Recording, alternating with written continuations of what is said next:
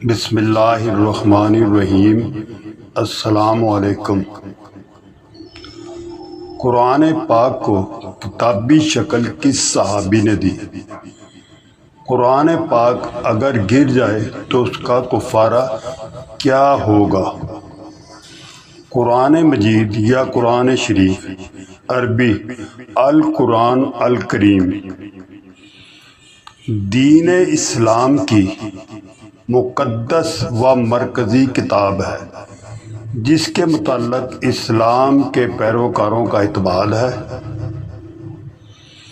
یہ کلام الہی ہے، اسی بنا پر یہ انتہائی محترم قابل عظمت کتاب ہے۔ ہمارے پیارے نبی حضرت محمد مصطفیٰ صلی اللہ علیہ وآلہ وسلم پر وحی کے ذریعے اتارا گیا۔ یہ وحی اللہ تعالیٰ کے مقرب فرشتے حضرت جبرائیل علیہ السلام لاتے تھے۔ جیسے جیسے قرآن مجید کی آیات حضرت محمد مصطفیٰ سرکار دو عالم صلی اللہ علیہ وآلہ وسلم پر نازل ہوتی، آپ سرکار دو عالم صلی اللہ علیہ وآلہ وسلم اسے صحابہ کرام رضوان اللہ کو سناتے اور ان آیات کے مطالب و معنی سمجھا دیتے۔ کچھ صحابہ کرام تو ان آیات کو وہیں یاد کر لیتے تھے اور کچھ لکھ کر محفوظ کر لیتے تھے۔ ہم مسلمانوں کا عقیدہ ہے قرآن پاک ہر قسم کی تعریف بیان کرتا ہے، پاک ہے، محفوظ ہے۔ قرآن میں آج تک کوئی کمی پیشی نہیں ہو سکی اور اسے دنیا کی محفوظ افضل کتاب ہونے کی حیثیت حاصل ہے، جس کا حقیقی مفہوم تبدیل نہیں ہو سکا۔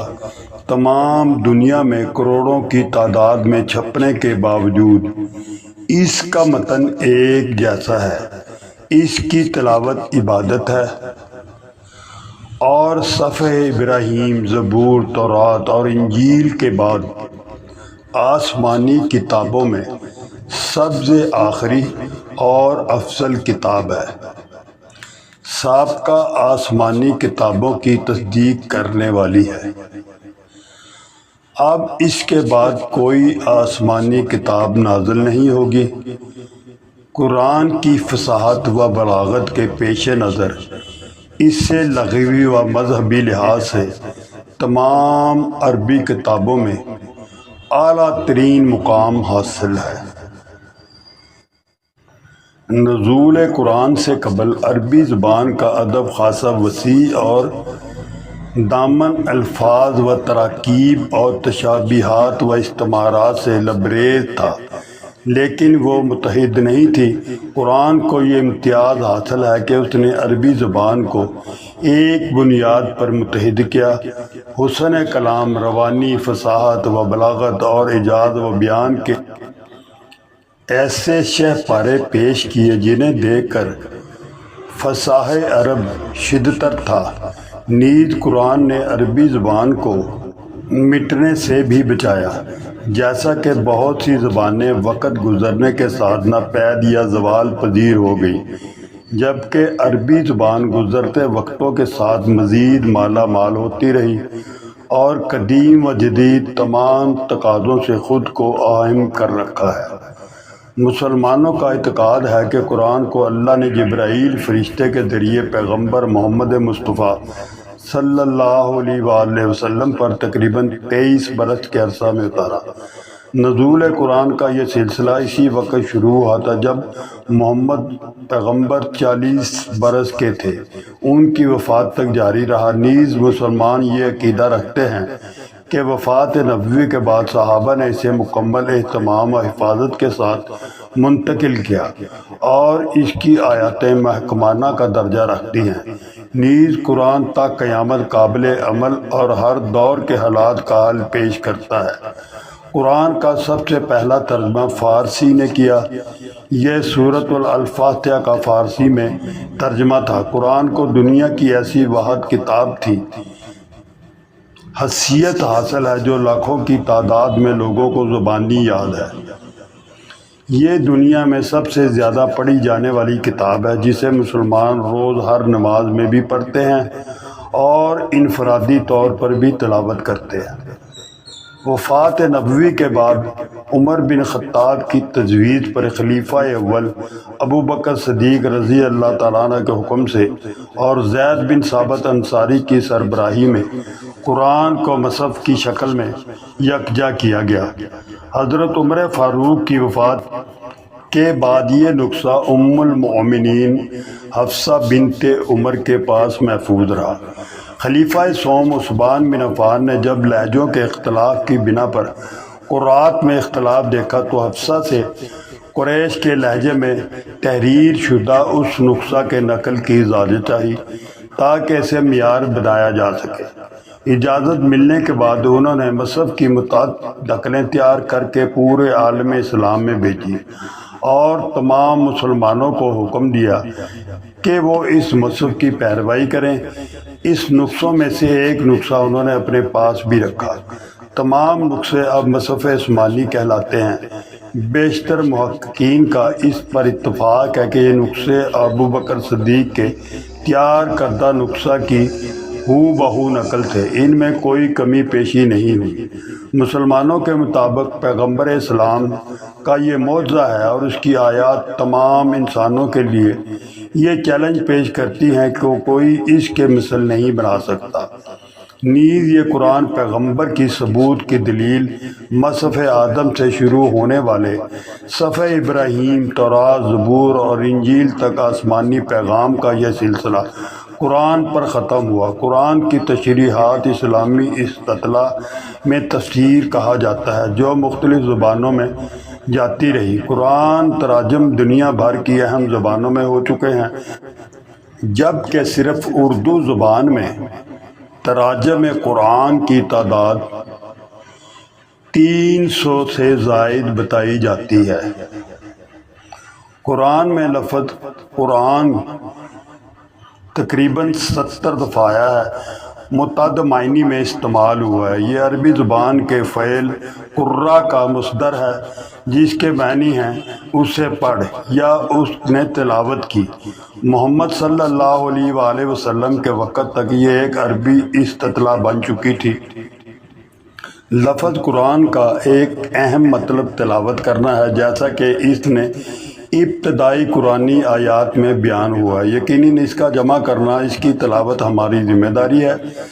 دوسری آیات میں قرآن کا مطلب ایک خاص حصہ جس کی تلاوت محمد نے کی، نماز میں تلاوت جیسا کہ اس آیات میں، اور جب قرآن پڑھا جائے تو اسے غور سے سنو، خاموش رہو۔ اس طرح اصطلاح سے ملتے جلتے کئی مترادف بھی قرآن میں کئی مقامات پر استعمال ہوئے، مثلا کتاب بمعنی نشان، سورہ یعنی صحیفہ۔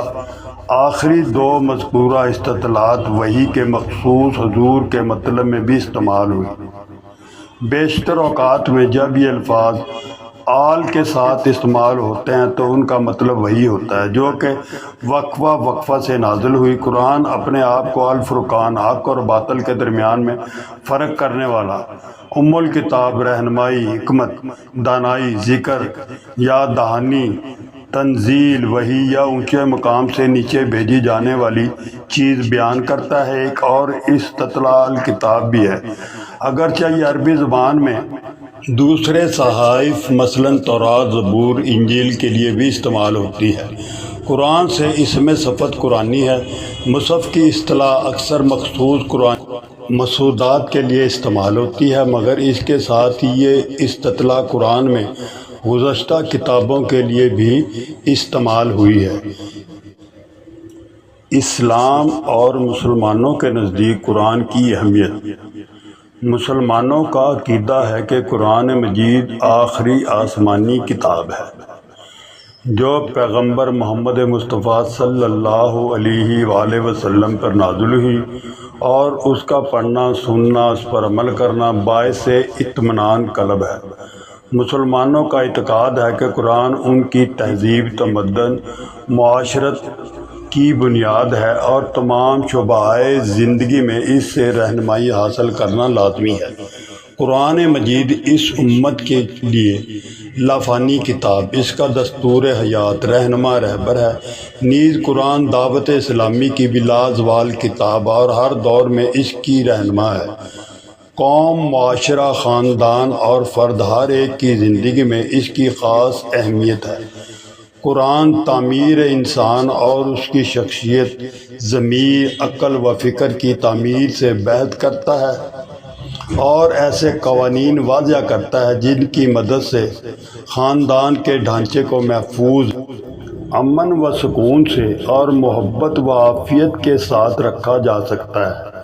نیز قرآن انسانی معاشرے کی تعمیر بھی ان خطوط پر کرتا ہے جن پر چل کر ایک معاشرہ اپنی صلاحیتوں کو بروکار لا سکے۔ مسلمانوں کے نزدیک کوئی مسلمان قرآن سے مستثنی نہیں ہو سکتا۔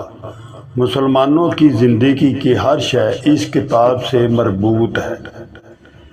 اسی سے ان کی عبادتوں کا تعارف کروائی جاتی ہے، رضا الہی کے حصول میں مددگار بنتی ہے۔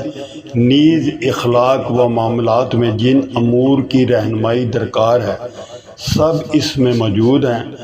جو مسلمان اس کتاب پر عمل نہیں کرتے وہ گمراہ ہیں۔ سورۃ طٰہٰ میں نیز عبد الرحمن دارمی نے علی بن طالب رضی اللہ تعالیٰ عنہ کی روایت نقل کی ہے۔ وہ کہتے ہیں کہ میں نے رسول خدا صلی اللہ علیہ وآلہ وسلم سے سنا، ان قریب کچھ فتنے برپا ہوں گے۔ میں نے دریافت کیا ان سے نکلنے کی کیا صورت ہوگی؟ کہا، اللہ کی کتاب جس میں تمہارے اگلوں کی سرگزشت اور تمہارے پچھلوں کی خبر ہے، اس میں تمہارے باہمی اختلافات کا فیصلہ ہے۔ یہ کتاب قول و فصل ہے، ہنسی مذاق نہیں۔